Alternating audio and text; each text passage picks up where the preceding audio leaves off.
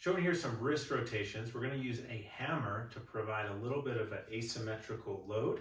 So I'm going to hold this in my hands like that. I'm going to hold the hammer like that. We don't need a necessarily tight grip.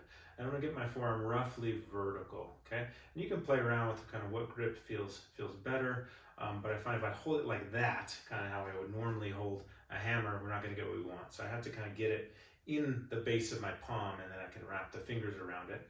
I like to actually then stabilize my arm with my hand, and we're going to just slowly make some rotations. And we're going to go both directions. So what you may find, especially if I prescribe this to you, is that you're going to have a little bit of shaking, maybe in some ranges, or if you go too fast, you may feel some pain. And so we want to go nice and slow. If you feel pain at first, I don't want you to continue indefinitely, but before you ditch it, I want you to try and go maybe a little smaller and a little slower, because often what we find is that the brain doesn't have great control of the wrist. There's a lot of bones, a lot of things happening in there. And so after an injury, we're trying to not just gain strength, but gain control back. And so often if we just go nice and slow, we can help to iron out some things that don't feel smooth or maybe feel painful. But of course, don't persist if it continues to be painful or if your wrist is more painful after.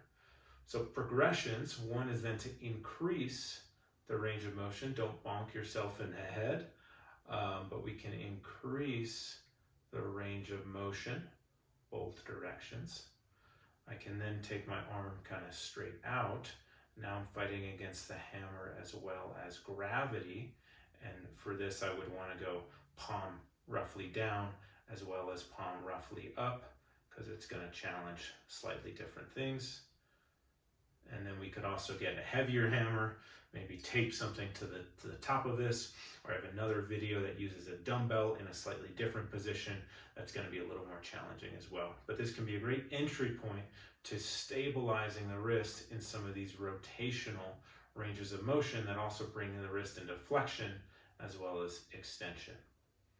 So give it a go.